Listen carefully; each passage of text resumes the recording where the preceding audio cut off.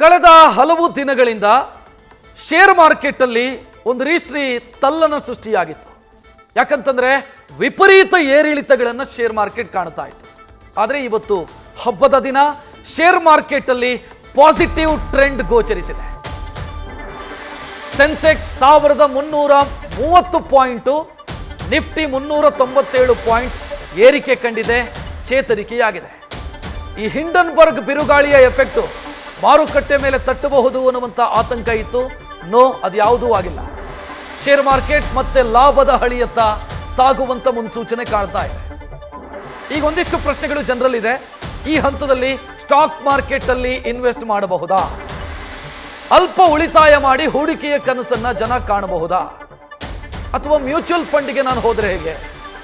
Mutual fund ಅಲ್ಲಿ one time investment SIP ಮೂಲಕ, ಇಲ್ಲ ಇದು ಯಾವುದೂ ಬೇಡ ಅಂತ ರಿಯಲ್ ಎಸ್ಟೇಟು ಚಿನ್ನದ ಮೇಲೆ ಹೂಡಿಕೆ ಮಾಡಿದ್ರೆ ಹೇಗೆ? ಈ ಎಲ್ಲ ಪ್ರಶ್ನೆಗಳು ಜನರನ್ನ ಕಾಡ್ತಾ ಇದೆ. ಈ ಪ್ರಶ್ನೆಗಳಿಗೆ ನ್ಯೂಸ್ ಫಸ್ಟ್ ಉತ್ತರ ಕೊಡುವಂತ ಪ್ರಯತ್ನವನ್ನ ಈ ಕಾರ್ಯಕ್ರಮದ ಮುಖಾಂತರ ಮಾಡುತ್ತೆ.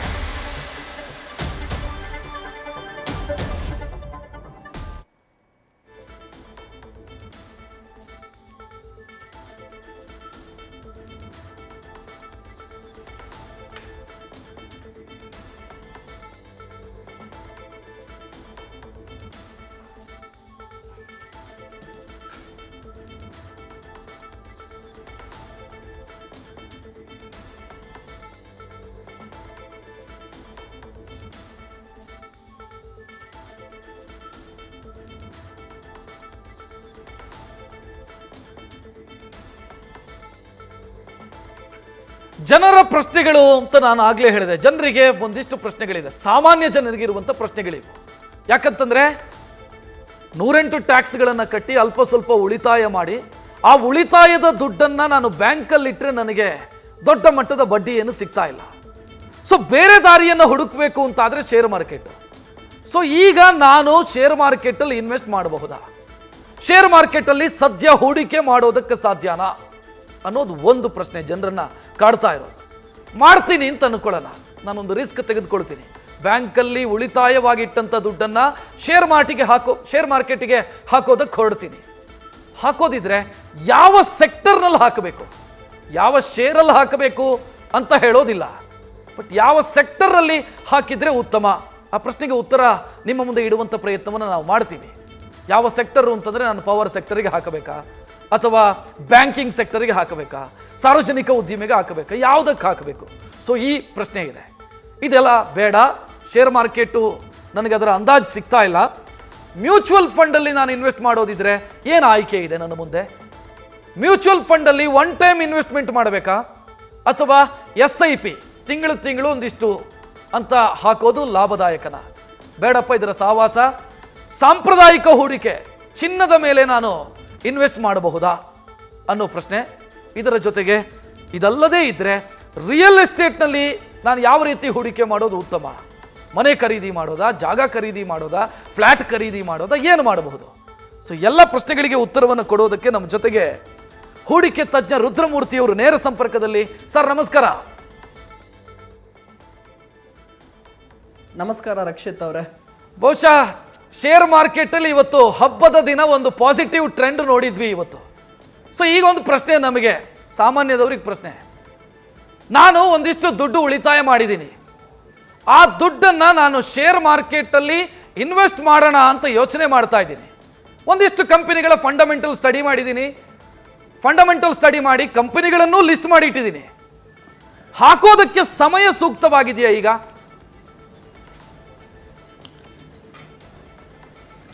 ಮೊದಲನೇದಾಗಿ ನ್ಯೂಸ್ ಫಸ್ಟಿನ ಎಲ್ಲ ವೀಕ್ಷಕರಿಗೆ ನನ್ನ ಕಡೆಯಿಂದ ವರಮಹಾಲಕ್ಷ್ಮಿ ಹಬ್ಬದ ಶುಭಾಶಯಗಳನ್ನು ತಿಳಿಸ್ತಾ ಇದ್ದೀನಿ. ಇವತ್ತು ಎಲ್ಲರಿಗೂ ಕೂಡ ಬೇಕಾಗಿರೋದು ಒಂದು ಹಣ, ವೆಲ್ತ್, ಅದರ ಜೊತೆ ಹೆಲ್ತ್, ಆರೋಗ್ಯ, ಜೊತೆಗೆ ಪ್ರಾಸ್ಪರಿಟಿ, ಸಮೃದ್ಧಿ ಎಲ್ಲವೂ ಕೂಡ ಆ ತಾಯಿ ಲಕ್ಷ್ಮಿ ಇವತ್ತು ಎಲ್ಲ ವೀಕ್ಷಕರಿಗೆ ಖಂಡಿತವಾಗ್ಲೂ ಕೊಡಲಿ. ಇವತ್ತು ನ್ಯೂಸ್ ಫಸ್ಟ್ ಕಾರ್ಯಕ್ರಮದ ಮುಖಾಂತರ ಹೇಳ್ತಾ ಇದ್ದೀನಿ, ಷೇರುಪೇಟೆಯಲ್ಲಿ ನಾವು ಹೂಡಿಕೆ ಮಾಡೋದಕ್ಕೆ ಬೆಸ್ಟ್ ಟೈಮ್ ಅಥವಾ ವರ್ಸ್ಟ್ ಟೈಮ್, ಬ್ಯಾಡ್ ಟೈಮ್ ಅನ್ನೋದು ಯಾವುದೂ ಇಲ್ಲ. ನೀವು ಯಾವ ಶೇರ್ ಮೇಲೆ ಹೂಡಿಕೆ ಮಾಡ್ತಿದ್ದೀರಾ, ಯಾವ ಕ್ಷೇತ್ರದ ಶೇರ್ ಮೇಲೆ ಹೂಡಿಕೆ ಮಾಡ್ತಿದ್ದೀರಾ ಅನ್ನೋದು ಇಂಪಾರ್ಟೆಂಟ್ ಆಗುತ್ತೆ.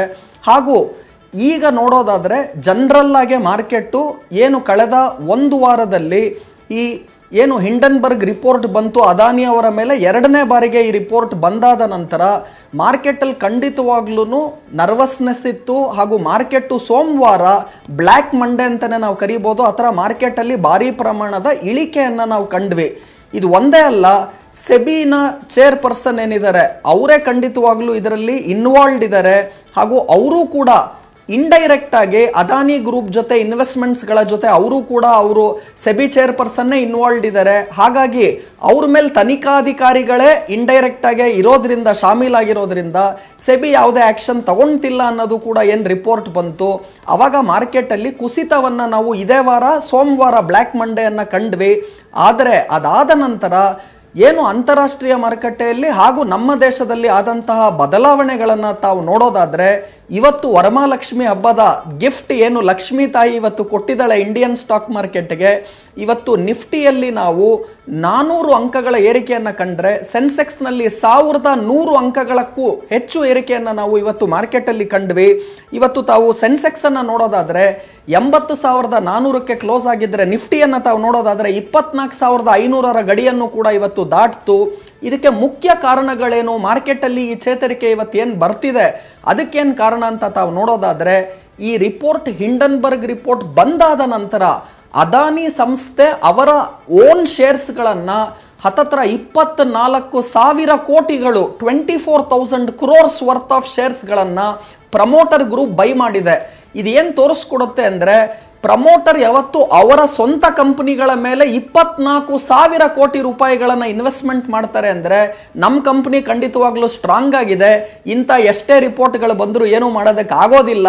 ಹಾಗೂ ಮುಖ್ಯವಾಗಿ ನಾನು ಏನು ಹೇಳ್ತೀನಿ ಅಂದ್ರೆ, ನೋಡಿ ಇವತ್ತು ಅದಾನಿ ಅನ್ನುವ ಸಂಸ್ಥೆಯಿಂದ 50,000 ಜನಕ್ಕೆ ಕೆಲಸ ಸಿಗ್ತಾ ಇದೆ. ಅವರು ಕಟ್ಟುವ ತೆರಿಗೆಗಳು ಸಾವಿರಾರು ಕೋಟಿ ತೆರಿಗೆಗಳನ್ನ ಕಟ್ತಾ ಇದ್ದಾರೆ. ಹಾಗೂ ಭಾರತ ದೇಶ ಇವತ್ತು ಪ್ರಪಂಚದಲ್ಲಿ GDPಯಲ್ಲಿ ಎತ್ತರದಲ್ಲಿ ಕಾಣಬೇಕು ಅಂದ್ರೆ ಖಂಡಿತವಾಗ್ಲೂ ಅದಾನಿ ಸಂಸ್ಥೆಯ ಕಾಂಟ್ರಿಬ್ಯೂಷನ್ ಜಾಸ್ತಿ ಇದೆ. ಹಾಗೂ ಈ ತರ ಏನು ಒಂದು 10 ಜನ ಎಂಪ್ಲಾಯೀಸ್ ಇರುವಂತಹ ಹಿಂಡನ್ಬರ್ಗ್ ಏನಿದೆ ಅದರ ಕಮೆಂಟ್ಗಳನ್ನ ಮಾಡ್ತಾ ಇರಲಿ. ನಾನು ಯಾವಾಗಲೂ ಹೇಳ್ತೀನಿ, ಆ ಕಡೆ ಈ ಕಡೆ ಸುತ್ತಲೂ ನಾಯಿ ಬಗಳದರೇನೆ ಆನೆ ಪಾಡಿಗೆ ನಡ್ಕೊಂಡು ಹೋಗ್ತಾ ಇರಬೇಕು, ಅದಕ್ಕೆ ಗತ್ತು ಗೌರವ ಬರೋದು. ಸೊ ಇದೆಲ್ಲ ಇದ್ರೇನೆ ಖಂಡಿತವಾಗ್ಲೂ ಗ್ರೋತ್ ಬರೋದು. ಹಾಗೂ ಅದಾನಿ ಎಂತ ಸ್ಟ್ರಾಂಗ್ ಲೀಡರ್ ಅಂದ್ರೆ, ಆಲ್ರೆಡಿ ಇದನ್ನ ಒಂದು ಸಲ ಲಾಸ್ಟ್ ಟೈಮ್ ಏನು ಫೇಸ್ ಮಾಡಿದ್ರು, ಅವಾಗ್ಲೂ ಕೂಡ ಶೇರ್ಪೇಟೆಯಲ್ಲಿ 40-50% ಇಳಿಕೆಯನ್ನ ಕಂಡ್ವಿ. ಅದಾದ ನಂತರ ಏನು ಚೇತರಿಕೆಯನ್ನ ಶೇರ್ಪೇಟೆಯಲ್ಲಿ ಅದಾನಿ ಗ್ರೂಪ್ ಆಫ್ ಸ್ಟಾಕ್ಸ್ ಅಲ್ಲಿ ಆಲ್ರೆಡಿ ಚೇತರಿಕೆ ಆಗೋಯ್ತು. ಇದು ಎರಡನೇ ಬಾರಿಗೆ ಖಂಡಿತವಾಗ್ಲೂ ಪ್ರಿಪೇರ್ ಆಗಿದ್ದಾರೆ. ಹಾಗಾಗಿ ನನ್ನ ಪ್ರಕಾರ ಈ ರಿಪೋರ್ಟ್ ಮಾರ್ಕೆಟ್ ಏನೂ ಆಗಲ್ಲ. ನನ್ನ ಒಂದು ನೇರ ಪ್ರಶ್ನೆ ಇತ್ತು. ಈಗ ಎಕ್ಸಿಟ್ ಪೋಲ್ ಬಂತಲ್ಲ, ಲೋಕಸಭೆಯ ಎಕ್ಸಿಟ್ ಪೋಲ್, ಅವತ್ತಿನಿಂದ ವಿಪರೀತ ಏರಿಳಿತಗಳನ್ನು ನೋಡಿದ್ವಿ. ಕಳೆದ ಕೆಲ ತಿಂಗಳಲ್ಲಿ ನಾವು ವಿಪರೀತ ಏರಿಳಿತಗಳನ್ನು ನೋಡಿದ್ವಿ. ಈಗ ಮತ್ತೆ ಈ ಹಿಂಡನ್ಬರ್ಗು ಮತ್ತು ಅಮೆರಿಕದಲ್ಲೆಲ್ಲೋ ರಿಸೆಷನ್ನ ಸಮಸ್ಯೆ ಅಂತ ಮತ್ತೊಮ್ಮೆ ಬಿತ್ತು ಮಾರ್ಕೆಟು, ಇನ್ನೇನೋ ಪ್ರಾಬ್ಲಮ್ ಆಯಿತು. ಸೊ ಪ್ರಶ್ನೆ, ಒಬ್ಬ ಸಾಮಾನ್ಯ ವ್ಯಕ್ತಿಯಾಗಿ ನನ್ನಲ್ಲಿರುವಂಥ ದುಡ್ಡನ್ನು ನಾನು ಶೇರ್ ಮಾರ್ಕೆಟ್ಗೆ ಇನ್ವೆಸ್ಟ್ ಮಾಡೋದಕ್ಕೆ ಹೊರಟಿದ್ದೀನಿ ಅಂತಾದರೆ, ಈ ಸಮಯದಲ್ಲಿ ನಾನು ಇನ್ವೆಸ್ಟ್ ಮಾಡ್ತೀನಿ ಅಂತಾದರೆ, ಬಿಕಾಸ್ ಅಲ್ಲಿ ಅಮೆರಿಕದಲ್ಲೇನೋ ಎಲೆಕ್ಷನ್ ಆಗುತ್ತೆ, ಅಲ್ಲಿ ಯಾರೋ ಟ್ರಂಪ್ ಬರ್ತಾರೆ ಅನ್ನುವಂಥ ಒಂದು ಆತಂಕ, ಇಂಥದ್ದೆಲ್ಲ ಇದೆ. ಸೊ ಇದರ ಮಧ್ಯೆ ನಾನು ಯಾವ ಸೆಕ್ಟರ್ಗೆ ಹೂಡಿಕೆ ಮಾಡಬೇಕು, ಯಾವುದಕ್ಕೆ ಮಾಡಬೇಕು ಅಂತ ನೀವು ನನಗೆ ಖಾಸಗಿಯಾಗಿ ಹೇಳಿ. ಯಾವ ಸೆಕ್ಟರ್ಗೆ ಮಾಡಬೇಕು ಅಂತ ನಮ್ಮ ವೀಕ್ಷಕರಿಗೆ ಹೇಳಿ ದಯವಿಟ್ಟು. ಒಳ್ಳೆ ಪ್ರಶ್ನೆ, ಉತ್ತರ ಖಂಡಿತವಾಗ್ಲೂ ಕೊಡ್ತೀನಿ. ಅದಕ್ಕೆ ಮುಂಚೆ ಅಮೆರಿಕ ದೇಶದಲ್ಲೂ ಏನು ರಿಸೆಷನ್ ಬರುತ್ತೆ ಅಂತ ಹೇಳ್ತಾ ಇದ್ರು. ಲೇಟೆಸ್ಟ್ ನಿನ್ನೆ ಬಂದ ಮಾಹಿತಿಯನ್ನ ಕೊಡ್ತಾ ಇದ್ದೀನಿ ತಮಗೆ. ರೀಟೇಲ್ ಸೇಲ್ಸ್ ಡೇಟಾ ಅಮೆರಿಕ ದೇಶದಲ್ಲಿ ಎಕ್ಸ್ಪೆಕ್ಟೇಷನ್ ಇದ್ದಿದ್ದು ಬರೀ 0.3%, ಬಟ್ 3 times ಜಾಸ್ತಿ ಬಂತು. ರೀಟೇಲ್ ಸೇಲ್ಸ್ ಡೇಟಾ 1% ಬಂತು. ಇನ್ಫ್ಲೇಷನ್ ಅಥವಾ ಹಣದುಬ್ಬರ ಏನಿದೆ ಅದು 3% ನಿರೀಕ್ಷೆ ಇತ್ತು, ಅದಕ್ಕೂ ಕಡಿಮೆ ಬಂತು, 2.9% ಬಂತು. Very good. ಜೊತೆಗೆ ಜಾಬ್ಲೆಸ್ ಕ್ಲೇಮ್ ಲೇಬರ್ ಡೇಟಾನು ಕೂಡ ನಿರೀಕ್ಷೆ ಇದ್ದಿದ್ದು 2,35,000, ಅದಕ್ಕೂ ಕೆಳಗಡೆ ಜಾಬ್ಲೆಸ್ ಕ್ಲೇಮ್ ಡೇಟಾ ಬಂತು. ಇದು ಯಾಕೆ ಹೇಳ್ತಿದ್ದೀನಿ ಅಂದ್ರೆ, ಅಮೆರಿಕ ದೇಶ ರಿಸೆಷನ್ ಹೋಗುತ್ತೆ ಅನ್ನೋದೇನಿದೆಯಲ್ಲ ಅದು ಖಂಡಿತ ಕಡಿಮೆ ಆಗ್ತಾ ಇದೆ ಚಾನ್ಸಸ್ ಅನ್ನೋದನ್ನ ಈ ಡೇಟಾ ನಿನ್ನೆ ತೋರಿಸ್ಕೊಡ್ತು. ಹಾಗಾಗಿ ಅಮೆರಿಕ ಮಾರ್ಕೆಟ್ ಅಲ್ಲಿ ಭಾರಿ ಪ್ರಮಾಣದ ಏರಿಕೆಯನ್ನ ನಿನ್ನೆ ಕಂಡಿದ್ದೀವಿ. ಡೌ ಜೋನ್ಸ್ 500-600 ಅಂಕಗಳ ಏರಿಕೆ, ನ್ಯಾಸ್ಡ್ಯಾಕ್ ಮತ್ತೆ S&P ಯಲ್ಲೂ ಕೂಡ 1.5% ಏರಿಕೆ ಆಯಿತು. ಈಗ ನಮ್ಮ ದೇಶದ ಷೇರುಪೇಟೆಗೆ ಇದರ ಪಾಸಿಟಿವ್ ಇಂಪ್ಯಾಕ್ಟ್ ಇದ್ದೇ ಇರುತ್ತೆ. ಹಾಗೂ ಒಂದ್ ತಿಳ್ಕೋಬೇಕು, ಅಲ್ಲೇನೋ ಅಮೆರಿಕಲ್ಲಾದ್ರೆ ನಮ್ಗೆ ಯಾಕೆ ಇದರ ಇಂಪ್ಯಾಕ್ಟ್ ಆಗುತ್ತೆ ಅಂದ್ರೆ ಇಡೀ ವಿಶ್ವವೇ ಇವತ್ತು ಒಂದೇ ಒಂದು ಮಾರ್ಕೆಟ್ ಆಗಿರುತ್ತೆ. ನಮ್ಮ ಮಾರ್ಕೆಟ್ ಅಲ್ಲಿ ವಿದೇಶಿ ಬಂಡವಾಳದಾರರು ಕೂಡ ಹೂಡಿಕೆ ಮಾಡ್ತಾ ಇರ್ತಾರೆ. ಸೊ ಅಮೆರಿಕಾಗೆ ಚಳಿ ಬಂದ್ರೆ ನಮಗೊಂಚೂರು ನೆಗೆಟಿವ್ ಬರೋ ಚಾನ್ಸಸ್ ಜಾಸ್ತಿ ಇದ್ದೇ ಇರುತ್ತೆ. ಸೊ ಇಡೀ ವರ್ಲ್ಡ್ ಇವತ್ತು ಒಂದೇ ಮಾರ್ಕೆಟ್ ಆಗಿದೆ ಅನ್ನೋದನ್ನ ತಿಳ್ಕೋಬೇಕು. ಜನಸಾಮಾನ್ಯರು ಕಾಮನ್ ಸೆನ್ಸ್ ಮುಖಾಂತರ ಇವತ್ತು ನ್ಯೂಸ್ ಫಸ್ಟ್ ಮುಖಾಂತರವೂ ಕೂಡ ಇವತ್ತು ಸಾಮಾನ್ಯ ಜನ ಇದನ್ನೆಲ್ಲ ತಿಳ್ಕೊಳ್ತಾ ಇದ್ದಾರೆ. ಇದರ ಜೊತೆಗೆ ನೀವು ಕೇಳಿದ್ರೆ ಯಾವ ಕ್ಷೇತ್ರಕ್ಕೆ ಇನ್ವೆಸ್ಟ್ಮೆಂಟ್ ಮಾಡಿದ್ರೆ ಒಳ್ಳೇದು ಅಂತ ನೋಡಿ, 3 ಕ್ಷೇತ್ರವನ್ನ ಈ ಟೈಮಲ್ಲಿ ನಾನು ಇನ್ವೆಸ್ಟ್ಮೆಂಟ್ಗೆ ಖಂಡಿತವಾಗ್ಲೂ ರೆಕಮೆಂಡ್ ಮಾಡ್ತೀನಿ. ಸೆಕ್ಟಾರ್ಗಳಲ್ಲಿ IT ಕ್ಷೇತ್ರ ಖಂಡಿತವಾಗ್ಲೂ ವ್ಯಾಲ್ಯೂಯೇಷನ್ ವೈಸ್ ಕಂಫರ್ಟ್ ಇದೆ, IT ಕ್ಷೇತ್ರ ಚೆನ್ನಾಗಿದೆ. ಎರಡನೇದಾಗಿ ಫಾರ್ಮಾ ಸೆಕ್ಟಾರ್ಸ್ ಅಲ್ಲೂ ಕೂಡ ನಾವು ಖಂಡಿತವಾಗ್ಲೂ ಹೂಡಿಕೆ ಮಾಡಬಹುದು. ಮೂರನೇದಾಗಿ FMCG ಸೆಕ್ಟಾರ್ ಅಲ್ಲಿ ಇನ್ವೆಸ್ಟ್ ಮಾಡಬಹುದು. ಸೊ ನನ್ನ ಅನಾಲಿಸಿಸ್ ಹಾಗೂ 2 ದಶಕಗಳ ಎಕ್ಸ್ಪೀರಿಯನ್ಸ್ ಏನು ಶೇರ್ ಮಾರ್ಕೆಟ್ ಅಲ್ಲಿ ಇದೆ, ಚಾರ್ಟೆಡ್ ಅಕೌಂಟೆಂಟ್ ಆಗಿ ನನ್ನ ಫಂಡಮೆಂಟಲ್ ಅನಾಲಿಸಿಸ್ ಅನ್ನು ಕೂಡ ನೋಡಿಕೊಂಡು ನಾನು ಖಂಡಿತ 3 ಸೆಕ್ಟಾರ್ಸ್ ಅನ್ನ ರೆಕಮೆಂಡ್ ಮಾಡ್ತಾ ಇದ್ದೀನಿ. ಒಂದು IT, ಎರಡನೇದು ನಾನು ಇವಾಗ ತಾನೇ ಹೇಳ್ದಂಗೆ ಫಾರ್ಮಾ, ಮೂರನೇದು FMCG. ಇದರಲ್ಲಿ ಕೆಲವು ಶೇರ್ಸ್ಗಳನ್ನು ಕೂಡ ಹೆಸರು ಹೇಳ್ತಾ ಇದ್ದೀನಿ. IT ಕ್ಷೇತ್ರದಲ್ಲಿ ಇನ್ಫೋಸಿಸ್ನ ರಿಸಲ್ಟ್ಸ್ಗಳನ್ನು ತಾವು ಏನು ತ್ರೈಮಾಸಿಕ ರಿಸಲ್ಟ್ಸ್ ಕೊಟ್ಟರು ಖಂಡಿತ ತುಂಬ ಚೆನ್ನಾಗಿತ್ತು. TCS ರಿಸಲ್ಟ್ಸು ಈ ಕ್ವಾರ್ಟರ್ಲಿ ರಿಸಲ್ಟ್ಸ್ ತುಂಬ ಚೆನ್ನಾಗಿತ್ತು. ಸೊ ಲಾರ್ಜ್ ಕ್ಯಾಪಲ್ಲಿ TCS ಮತ್ತು ಇನ್ಫೋಸಿಸ್ ಆದರೆ ಮಿಡ್ ಕ್ಯಾಪಲ್ಲೂ ಕೂಡ ಅನೇಕ IT ಸೆಕ್ಟಾರ್ಗಳಲ್ಲಿ ಶೇರ್ಸ್ಗಳಾದ ಟೆಕ್ ಮಹೇಂದ್ರ ಆಗಿರ್ಬೋದು, HCL ಟೆಕ್ನಾಲಜಿ ಆಗಿರ್ಬೋದು, ಹಾಗೂ ಇದರ ಜೊತೆಗೆ ನಾನು ಬೇಕಾದರೆ ವಿಪ್ರೋ ಅನ್ನು ಕೂಡ ಆ್ಯಡ್ ಮಾಡ್ತಾ ಇದ್ದೀನಿ. ಈ ಶೇರ್ಸ್ಗಳು ಖಂಡಿತವಾಗ್ಲೂ ಇವತ್ತಿಂದ ನೆಕ್ಸ್ಟ್ ವರಮಹಾಲಕ್ಷ್ಮಿಗೆ ನೀವು ಕೊಂಡ್ಕೊಳ್ತೀರಾ ಅಂದರೆ, ಈಗ 5 ಶೇರ್ಗಳನ್ನು ಹೇಳಿದ್ದೀನಿ, ಎಲ್ಲ IT ಸೆಕ್ಟಾರ್ದೇನೆ. Infosys, TCS, Tech Mahindra, Wipro, HCL technology. ಈ ಶೇರ್ಗಳಲ್ಲಿ ಖಂಡಿತ ಇವತ್ತು ಬ್ಯಾಂಕ್ FDಗೆ ನೀವು ಹಾಕಿದ್ರೆ 6.5% ನಿಮಗೆ ಬಡ್ಡಿ ಬರೋದು ಜಾಸ್ತಿ ವರ್ಷಕ್ಕೆ. ಅದರಲ್ಲೂ ಕೂಡ ಕೆಲವರು Ganesh cooperative bank, Narayana cooperative ಬ್ಯಾಂಕಲ್ಲಿ ಹೂಡಿಕೆ ಮಾಡ್ತಾರೆ. ಒಂದು 2% ಬಡ್ಡಿ ವರ್ಷಕ್ಕೆ ಜಾಸ್ತಿ ಬರುತ್ತೆ, 7%, 8%, 10% ಕೊಡ್ತಾರೆ ಅಂತ. ಆದರೆ ನೀವು ಗಣೇಶ್ ಕೋಆಪರೇಟಿವ್ ಬ್ಯಾಂಕಲ್ಲಿ ಹೂಡಿಕೆ ಮಾಡಿದ್ರೆ ಬ್ಯಾಂಕ್ ಡೆಪಾಸಿಟ್ ಅಲ್ಲಿ 10% ಬರುತ್ತೆ ಅಂದ್ರೆ ಗಣೇಶನಿಗೂ ಗೊತ್ತಿಲ್ಲ ನಿಮ್ಮ ದುಡ್ಡು ಯಾವಾಗ ವಾಪಸ್ ಬರುತ್ತೆ ಅಂತ. ಸೊ ಹಾಗಾಗಿ ಕೋಆಪರೇಟಿವ್ ಬ್ಯಾಂಕ್ಗಳಲ್ಲಿ ಹೂಡಿಕೆ ಮಾಡಿದ್ರೆ ನಂಗೆ ಜಾಸ್ತಿ ಬಡ್ಡಿ ದರ ಬರುತ್ತೆ ಅನ್ನೋದನ್ನ ನೋಡ್ಕೋಬೇಡಿ. ಅದರಲ್ಲಿ ರಿಸ್ಕು ಇನ್ವಾಲ್ವ್ ಇದೆ ಅನ್ನೋದನ್ನು ಖಂಡಿತವಾಗ್ಲೂ ಜನ ಯೋಚನೆ ಮಾಡಬೇಕು. ಇಂತಹ ಸಾಮಾನ್ಯ ಜ್ಞಾನ ಇವತ್ತು ನೀವು 10th ಸ್ಟ್ಯಾಂಡರ್ಡು ಪಾಸ್ ಆಗೋದು ಬೇಕಾಗಿಲ್ಲ, ಕಾಮನ್ ಸೆನ್ಸಿನ ಮುಖಾಂತರ ಕರ್ನಾಟಕದ ಕನ್ನಡ ಬರುತ್ತೆ ನಿಮಗೆ ಅಂದ್ರೆ ಇದು ಅರ್ಥ ಆಗ್ತಾ ಇದೆ. ಆದರೆ ಶೇರ್ಸ್ ಅಲ್ಲಿ ಎಲ್ಲಾ ದುಡ್ಡನ್ನು ಬರೀ IT ಸೆಕ್ಟಾರ್ಗೂ ಹಾಕಬೇಡಿ. IT ಸೆಕ್ಟಾರ್ ಒಂದಾದ್ರೆ ಫಾರ್ಮಾ ಸೆಕ್ಟಾರು ಚೆನ್ನಾಗಿದೆ ಅಂತ ಹೇಳಿದೆ. ರಕ್ಷಿತ್ ಅವರೇ, ಅಲ್ಲೂ ಕೂಡ Sun Pharma, doctor Reddy, Divi's lab, ಈ ಶೇರ್ಸ್ಗಳಲ್ಲಿ ಖಂಡಿತವಾಗ್ಲೂ ವ್ಯಾಲ್ಯೂಯೇಷನ್ ಕಂಫರ್ಟ್ ಇದೆ. ಬಯೋಕಾನ್. ಸೊ ಈ ಕೆಲವು ಶೇರ್ಸ್ಗಳನ್ನು ಫಾರ್ಮಾ ಸೆಕ್ಟರ್ ಇಂದಾದರೆ FMCGಯಲ್ಲಿ ಖಂಡಿತವಾಗ್ಲೂ ಒಳ್ಳೆ ಇನ್ವೆಸ್ಟ್ಮೆಂಟ್ಸ್ಗಳನ್ನು ಮಾಡಬಹುದು. ಎಸ್ಪೆಷಲಿ ITC ಆಗಿರ್ಬೋದು, ಹಿಂದೂಸ್ತಾನ್ ಯೂನಿಲಿವರ್ ಆಗಿರ್ಬೋದು, ಡಾಬರ್ ಆಗಿರ್ಬೋದು, ಟಾಟಾ ಕನ್ಸ್ಯೂಮರ್ ಆಗಿರ್ಬೋದು. ಈ ಶೇರ್ಗಳು FMCG ಇಂದ ನಾವು ಇನ್ವೆಸ್ಟ್ಮೆಂಟ್ಸ್ಗಳನ್ನು ಖಂಡಿತ ಈ ಸೆಕ್ಟರ್ ಅಲ್ಲಿ ಮಾಡಬಹುದು.